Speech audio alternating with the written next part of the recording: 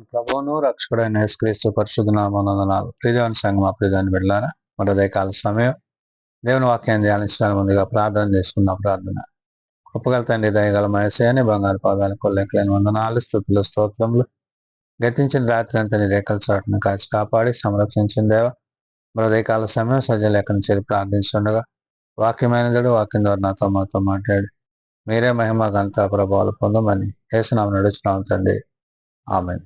ప్రియదేవుని సంగమా ప్రియదేవుని బిడ్డలారా నేడు మనకు ఏర్పాటు చేయని దీని వాక్య భాగము ఎపిఫనియాలోని 2వ ఆదివారంకి ఏర్పాటు చేయబడిన సువార్త వాక్య భాగము యోహాను సువార్త 2వ అధ్యాయము 1 నుంచి 11 వచనం విధంగా రాయబడిన ఎపిఫనియాలోని 2వ ఆదివారంకి ఏర్పాటు చేయబడిన సువార్త వాక్య భాగము యోహాను సువార్త 2వ అధ్యాయము 1 నుంచి 11 వచనములో ఈ విధంగా రాయబడినవి. 3వ దినమున గలిలయలోని కానాను ఊరిలో ఒక వివాహము జరిగెను. యేసు తల్లి అక్కడ ఉండెను. యేసును ఆయన శిష్యులను ఆ వివాహమునకు పిలువబడిరి. ప్రియదేవుని సంగమా ప్రియదేవుని బిడ్డలారా, యేసుక్రీస్తు ప్రభువారు పరిచర్య చేయుచున్నప్పుడు ఆ పరిచర్యలో భాగముగా ఆనాడు కానాలో జరిగిన యొక్క వివాహానికి ప్రభు యొక్క శిష్యులు, ప్రభు తల్లి అయిన మరియ మరి పిలువబడిన యొక్క వివాహమునకు హాజరైన వారై ఉన్నారు. యేసుక్రీస్తు ప్రభువారు పరిచర్య ప్రారంభించిన తర్వాత తండ్రి అయిన దేవుడు ఆయన పక్షాన మరి ఎందు నిమిత్తమైతే ఈ లోకానికి ఆయన పంపబడి ఉన్నాడో ఆ కార్యములను బయలుపరచుటకు అక్కడ ఆ వివాహ మహోత్సవంలో ఆయన ద్వారా దేవుడు తన కార్యాన్ని బయలుపరిచాడు.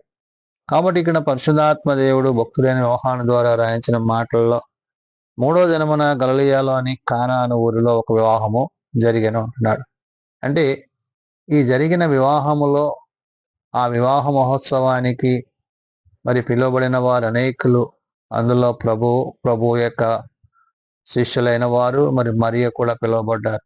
కాబట్టి ఇక్కడ యేసు తల్లి ఎక్కడ ఉండెను, యేసును ఆయన శిష్యులను ఆ వివాహమునకు పిలువబడిరి.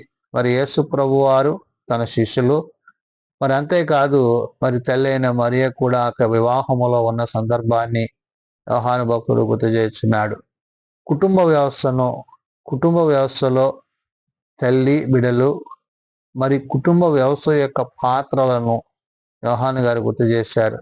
వివాహం అనేది మరి ఇరు కుటుంబాలు ఏకమవడానికి మరి వారు దేవుని యొక్క వాక్యమందు వారు జీవించడానికి ఏర్పరచబడ్డదై ఉన్నది. కాబట్టి ఇక్కడ ఈ యొక్క వివాహ మహోత్సవానికి ఆహ్వానింపబడిన ప్రభువును బట్టి, శిష్యులను బట్టి, మరి తల్లి అయిన మరియను బట్టి పరిశుద్ధాత్మ దేవుడు రాయించిన మాటలలో ద్రాక్షారసం అయిపోయినప్పుడు యేసు తల్లి వారికి ద్రాక్షారసం లేదని ఆయనతో చెప్పగా మరి ఆ యొక్క వివాహములో ఏర్పడిన కొదువు, మరి ఆ వివాహమునకు వచ్చిన వారు మరి పొందడానికి ఆ యొక్క పానీయమైన ద్రాక్షారసము మరి కొదువైనప్పుడు అది గమనించిన తల్లి ఆ విషయాన్ని ప్రభువుకి గుర్తు చేస్తుంది.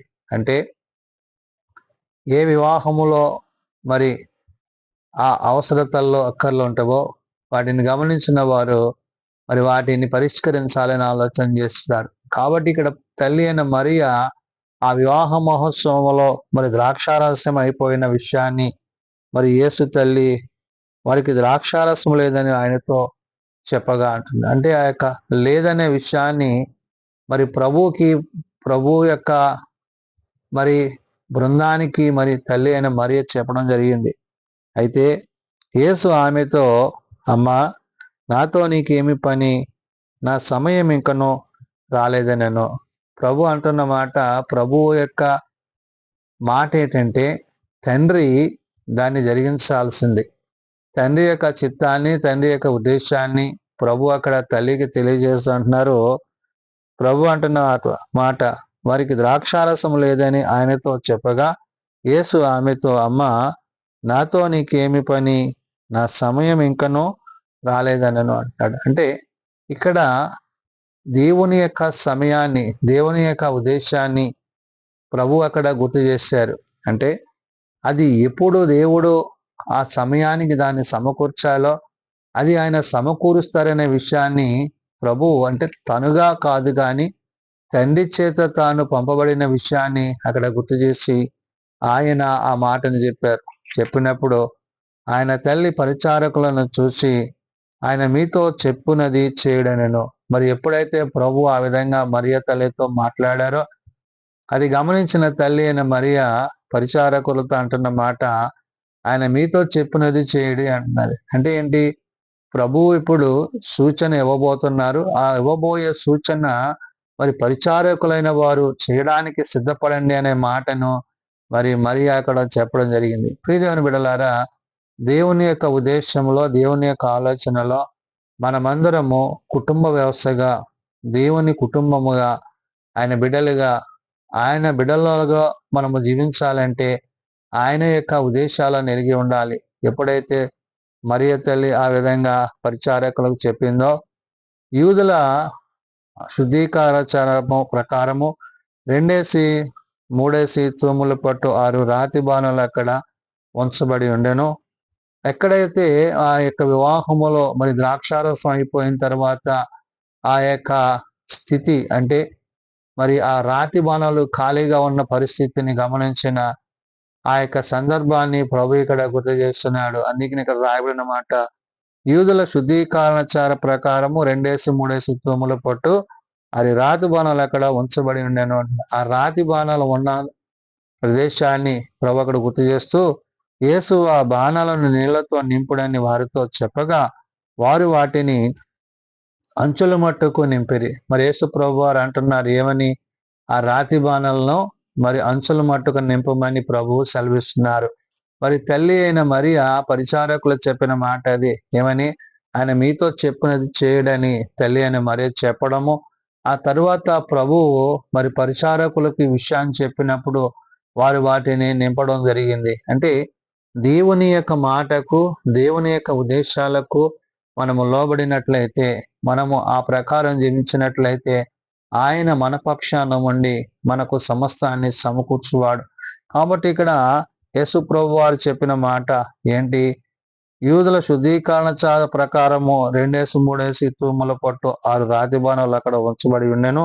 యేసు ఆ బాణాలను నీళ్లతో నింపుడని వారితో చెప్పగా వాటిని అంచుల మట్టుకు నింపిరి. యేసు ప్రభు చెప్పినట్లుగా వారు వాటిని నింపారు. అప్పుడు ఆయన వారితో మీరిప్పుడు ముంచి విందు ప్రధాని యొద్దకు తీసుకొని పొండని చెప్పగా వారు తీసుకొని పోయిరి. మరి ప్రభు చెప్పినట్లుగా ఆ రాతి బాణాలు నీళ్లతో నింపారు. ఆ తర్వాత ప్రభు అంటున్నారు ఇప్పుడు ఆ నింపబడిన నీళ్ళని ఏమంటున్నాడు ఆయన? ముంచి విందు ప్రధాని యొద్దకు తీసుకొని పొండ అంటున్నాడు. అంటే ఏంటి? ఏ కొదువైతే ఉందో ఆ కొదువను ప్రభు అక్కడ సంపూర్తి చేయుచున్నాడు. అంటే తండ్రి యొక్క ఉద్దేశంలో తండ్రి యొక్క భాగములో ఆయన ఈ మాటలను తెలియజేస్తూ ప్రభు ఇక్కడ చెప్పిన మాట ఏమని? ఆ ద్రాక్షారసమును అంటే అప్పుడు ఆయన వారితో మీరిప్పుడు ముంచి ఇందు ప్రధాని యొద్దకు తీసుకొని పొండని చెప్పగా వారు తీసుకొని పోయిరి. అంటే ఆ యొక్క వివాహ మహోత్సవంలో ఉన్న లోటును అక్కడ ప్రభు అక్కడ పూర్తి చేశారు.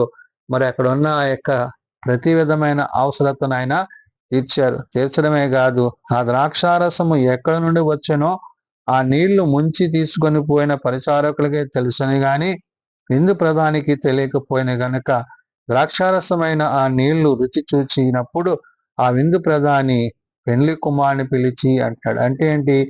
ఆ విందులో ఉన్న లోటు అది అక్కడ పూర్తి చేయబడ్డము.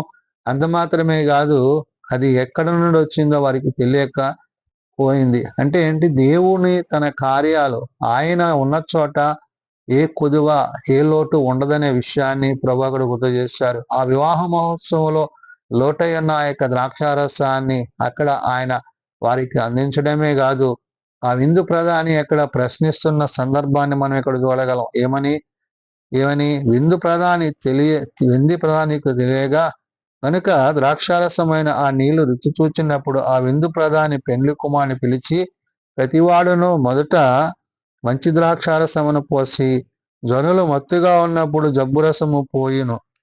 నీవైతే ఇది వరకు మంచి ద్రాక్షారసము ఉంచుకొని ఉన్నావని అతనితో చెప్పాను. ప్రభు ఇక్కడ చెప్పిన మాట, ప్రభు ఏంటి అక్కడ చేసిన ఆ యొక్క కార్యంలో ఆ విందు ప్రధాని పెండ్లి కుమారుడు అంటున్నాడు అంటే, ఏది మేలైనదో, ఏది ఉన్నతమైనదో, ఏది శ్రేష్టమైనదో దేవుడు మనకి వాటిని ఇచ్చువాడు. కాబట్టి మనము ఆయన యొద్దకు వచ్చినప్పుడు, ఆయన మన యొద్ద ఉన్నప్పుడు మనకి మేలుతో అవన్నీ సమకూడి జరుగునని ఆ యొక్క విందును బట్టి, విందులో ఉన్న ఆ యొక్క పరిస్థితిని బట్టి పరిశుద్ధాత్మ దేవుడు భక్తులైన యోహాను ద్వారా రాయించాడు. కాబట్టి ఎప్పుడైతే ప్రతివాడు, అందుకనే అక్కడ అంటున్నాడు, ప్రతివాడు మొత్తం మంచి ద్రాక్ష రసం పోసి జనులు మత్తుగా ఉన్నప్పుడు జబ్బు రసం పోయిన అంటే ఏంటి, ఆ ద్రాక్షారసము మరి మొదట వారు తాగిన తర్వాత, వారు మత్తులైన తర్వాత, మరి తర్వాత వారి స్థితిని బట్టి ఇక్కడ గుర్తు చేసి ఆయన అంటున్నాడు, నీవైతే ఇదివరకు మంచి ద్రాక్షారసం ఉంచుకొని ఉన్నావని అతనితో చెప్పను అంటున్నాడు. అంటే ఏంటి,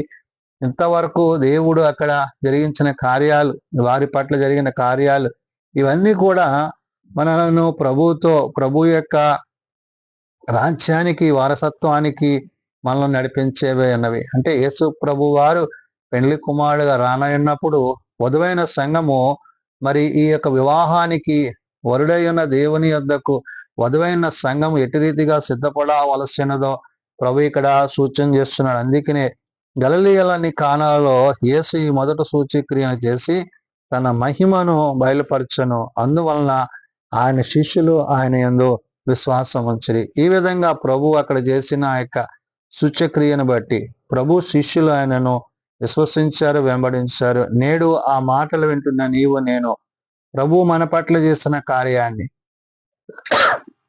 మన కొరకు ఆయన చిందించిన రక్తాన్ని బట్టి, ఆయన చేసిన ఆ యొక్క శిలువ మరణాన్ని బట్టి విమోచింపబడ్డ మనము, ఆయన రక్తము చేత కడగబడ్డ మనము, ఆనాడు వివాహ మహోత్సవములో కొదువైన ద్రాక్షారసాన్ని అక్కడ వారందరికీ సమృద్ధిగా అనుగ్రహించిన దేవుడు నేడు ఆయన వరుడై రానైనప్పుడు వధువైన సంఘము అటు రీతిగా మనం సిద్ధపాటు కలిగితే ప్రభు యొక్క రాకడలో, ప్రభు యొక్క రాజ్యములో మనము ఆ యొక్క ఉన్నతమైన స్థానమునందు ప్రభుతో ఉండవారమై ఉంటాం. కాబట్టి ఏదైతే మనకు లోటైనదో, ఏదైతే మనకి కొదువైనదో దానిని ప్రభు ద్వారా మనము మరి సంపూర్తి చేసుకోవడానికి పరిశుద్ధాత్మ దేవుడు సహాయము చేయనని ఉదయకాల సమయమున భక్తుడైన యోహాను ద్వారా తెలియజేసిన మాటలు. కాబట్టి మనము ఆయన యందును ఆయన మన యందు నిలిచిండినట్లు మనకు కావలసిన వాటిని ఆయన సమకూర్చునని ఆ వివాహ మహోత్సవాన్ని బట్టి ప్రభు తెలియజేసిన మాటలు ప్రార్థన చేసుకున్నాం.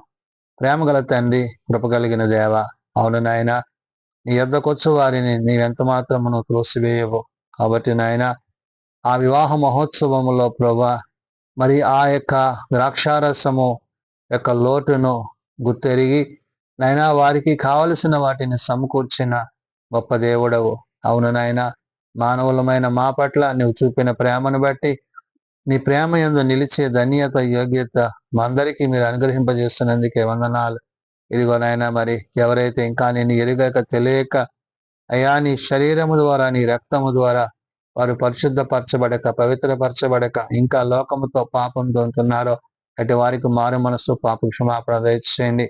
అయినా కానాలో జరిగిన యొక్క వివాహములో నీవు చేసిన అద్భుత కార్యముగా, ఆశ్చర్య కార్యముగా, మొదటి సూచనగా మరి పరిశుద్ధ గ్రంథమందు వ్రాయబడింది. కాబట్టి నాయన, నేడు ఈ యొక్క వివాహ మహోత్సవములో పిలువబడిన వారు ఆశీర్వదింపబడినట్లుగా నాయన, నేడు నీవు రెండవసారి రానైనప్పుడు నీ రాకడలో నాయన వధువు సంఘముగా మేమందరము నీ యొద్దకు సిద్ధపాటు కలిగిన బిడలుగా ఉంటకు సహాయం దయచేయండి. వరుడైన ప్రభువా, నేను ఎదుర్కోవడానికి కావలసిన కృప మాకు దయచేయండి. కృప చేత రక్షింపబడ్డ మమ్మలను నీ కృపాసనం యొద్ద నాయన స్థిరపరిచి బలపరచమని, మేలైనది మాకు అనుగ్రహించి మీరే మహిం పొందమని అడుగుతున్నాను.